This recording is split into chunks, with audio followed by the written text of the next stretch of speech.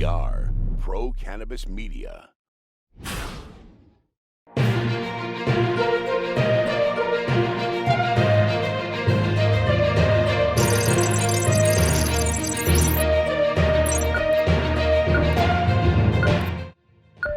Hi, everyone. Welcome to Weed Talk News. I'm Jimmy Young from Pro Cannabis Media. And I'm Curt Dalton from Cannabis.net. Every week, Curt and I get together to talk about the news of the week in the cannabis industry. So all I can say, Curt, is 5 for 5, right? Cannabis did very well at the state level, Jimmy. Not so much at the Senate level, but if at the time of this filming, Mr. Biden appears to have the clearer path to presidency, that's a win for cannabis too. And of course, we can focus on the results of all the states. Were you surprised with the overwhelming results from the cannabis world?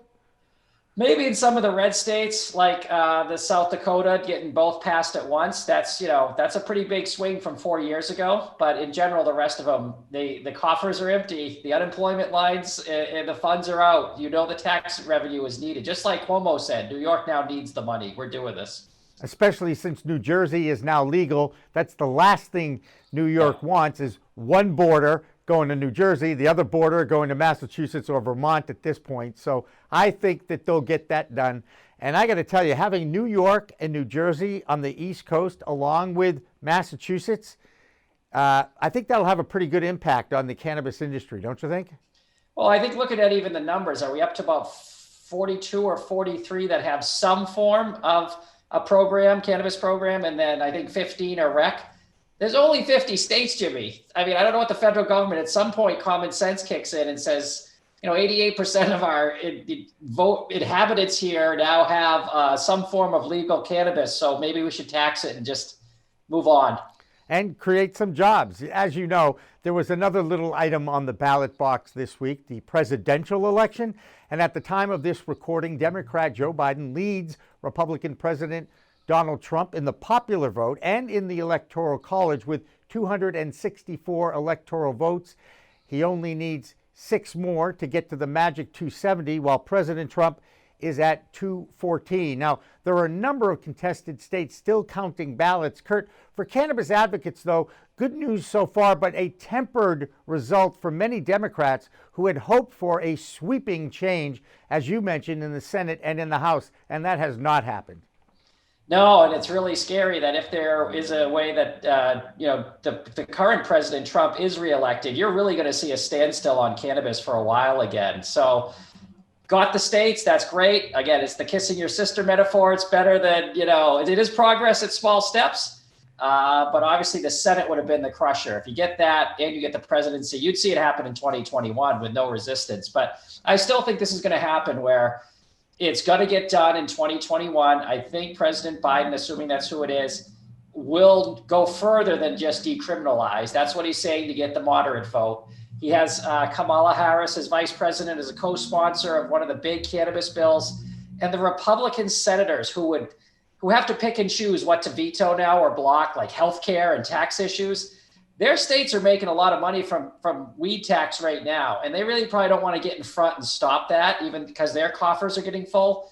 So you really got to get Biden in there. That's important right now. And hopefully, we'll actually get a result, maybe even before the weekend is out. Some are saying as much as another week. But right now, it does look like one more state can come on board and push Mr. Biden, Vice President Biden, over the top. But as we peer into the future, we do think, as Curt mentioned, that this is good news for those of us in the cannabis business. More good news comes from Deb Borchardt at the Green Market Report in New York. Deborah? Thanks, guys. While most people were focused on the news of the elections this week, the cannabis industry just kept chugging along.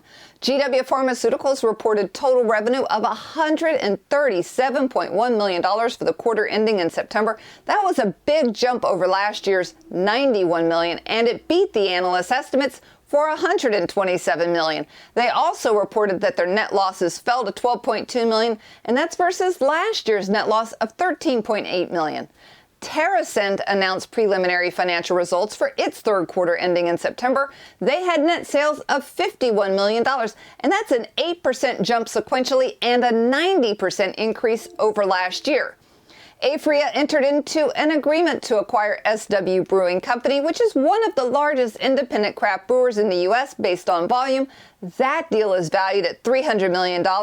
Now, despite cannabis beverages having very little market share in the cannabis industry, the stock market cheered and their shares jumped on the news. And that's it for this week. I'm Deb Borchardt with the Green Market Report for Weed Talk News. One interesting news item to add is the fact that while we await results from the congressional races, there is still some acceptance of cannabis in other industries. Curt, you know what an MRB is, right? Sure do. A marijuana-related business. It's part of a lot of the banking acts as well as in the finance stuff they're talking about.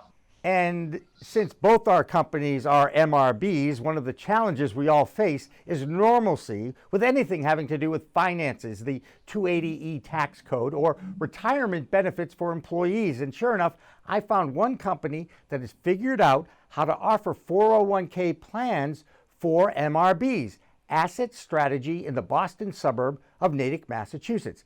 Now, I talked with one of their financial experts on the next In the Weeds. John Gentry is the director of retirement at that firm. And the first hurdle for anything having to do with businesses, of course, that are either plant touching or just ancillary companies is, can you create something nationally that the feds will actually deem legal? Now, Asset Strategy can, but it wasn't easy.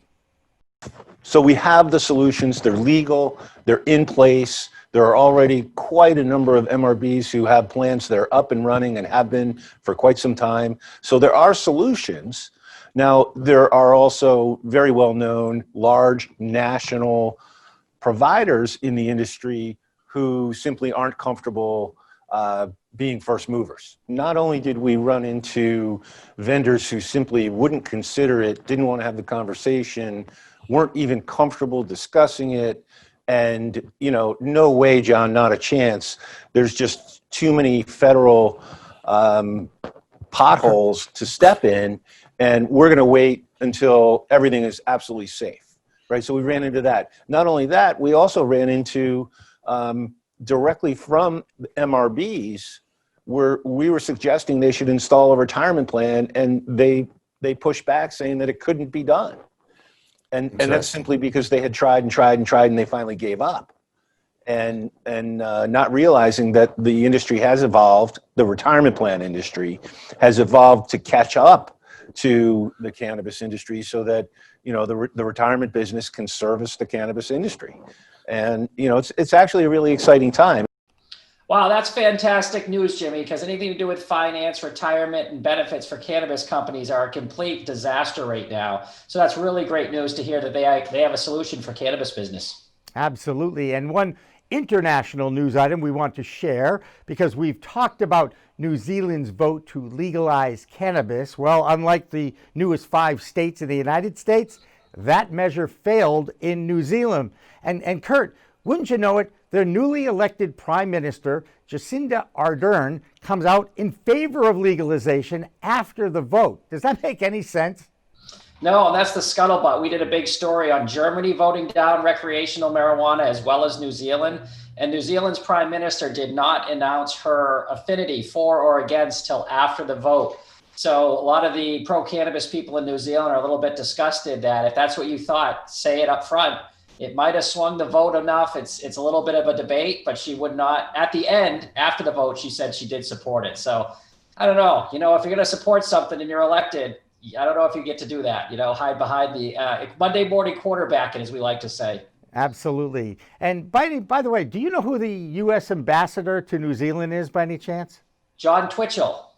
No. I took a shot. You did take a shot, and I appreciate that. I thought you'd say Dennis Rodman, but that's not right either. No, that's North Korea. Yeah. That's right, I forgot.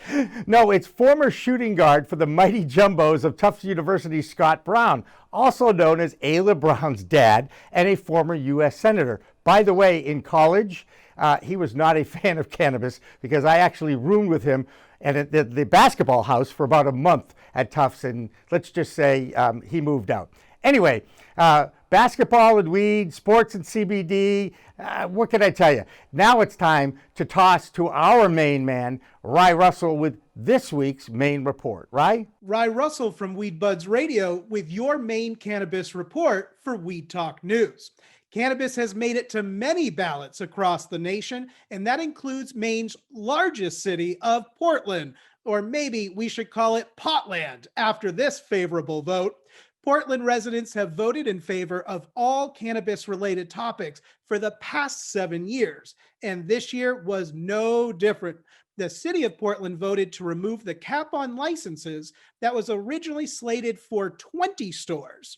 And in addition to that, residents also voted to reduce the mandatory buffer between licensed cannabis establishments from 250 feet to only 100. According to election data, the question to remove the cap won by 6 points, with a total of 20,000 individuals voting in favor of this reform. Thank you for tuning in to your main cannabis report. I'm Rye Russell from WeedBuds Radio, reporting for Weed Talk News. The DEA has introduced a new rule about CBD that has angered many members of that new industry. The DEA has drawn a line in the sand, or in this case, hemp, a warning that if your plant tests over 0.3% THC, you can be prosecuted under the Controlled Substances Act. Now, Curt, descheduling from Schedule 1 is a priority if the results all stay the same now, right? Yeah, this is what's called hot hemp, which will push your crop above the 0.3. It's based on genetics as well as how it's grown. So that's going to be something that they're going to have to look at in Washington for honest mistakes. Yes, there will be people who blur the line and do it intentionally to get marijuana across the state line. Speaking of Washington, let's go right to Phil Adams of Vote Pro Pot Podcast. Hi, this is Phil Adams from Vote Pro Podcast, here with the Weed Talk News DC Report. Representative Earl Blumenauer of Oregon exulting over the sweep of cannabis reform initiatives in this year's election. During a Zoom call Q&A session, Blumenauer expressed his belief that the cumulative effect of the passage of medical and adult use ballot initiatives in 5 states will make federal legalization that much easier. This is what voters want, said Blumenauer. It is a continuation of progress that has been going on since 1996. Normal Executive Director Eric Altieri agreed, saying, quote, "These results once again illustrate that support for legalization extends across geographic and demographic lines. Voters approved legalization measures in Arizona, Mississippi, Montana, New Jersey, and 2 in South Dakota." In a related story, some DC-based cannabis industry lobbyists are downplaying expectations for federal legalization after Republicans appeared to have maintained control of the U.S. Senate. Michael Correa, a lobbyist for the National Cannabis Industry Association, expressed tempered optimism, saying, quote, "I thought the Senate would switch, so I'm sort of recalibrating my expectations of what we think we can get." A lobbyist for the National Cannabis Roundtable, Safira Galoob, agrees, saying that with the defeat of Senator Cory Gardner of Colorado, legalization lost a key GOP advocate. A Republican Senate without Cory Gardner, said Galoob, is an industry without a Republican champion.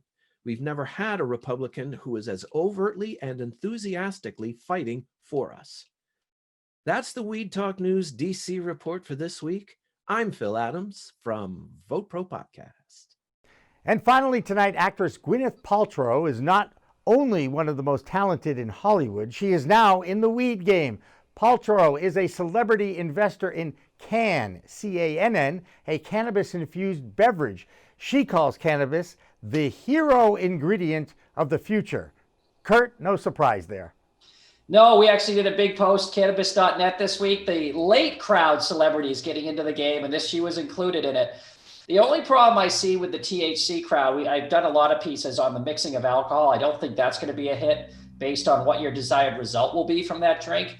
But if you're going to go THC only as a drink, it's the sticker shock. Right now, they're, depending on what state you're in, a beverage, a can, whether it comes in a bottle, is running between $7 and $9.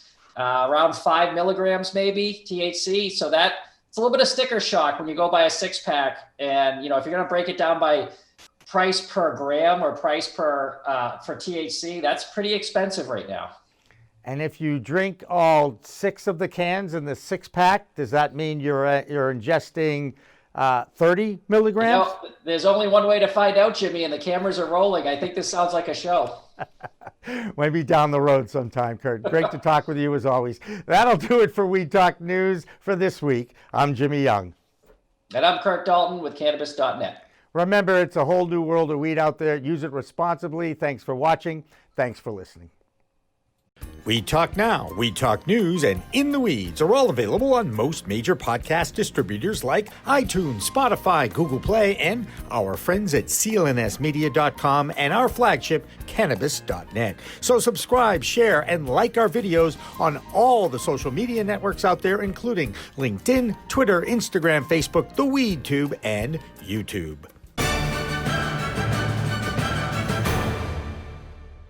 Weed Talk and In the Weeds are 2 productions of Pro Cannabis Media supported by Revolutionary Clinics, one of the top medical cannabis dispensaries in the Massachusetts area, now with 3 locations in Greater Boston, 2 in Cambridge and 1 on Broadway in Somerville. Rev Clinics has a patient-first mission. They will customize your needs as a medical patient with the proper titration and combination of strains, flavors, and products. Rev Clinics, where the patient comes first.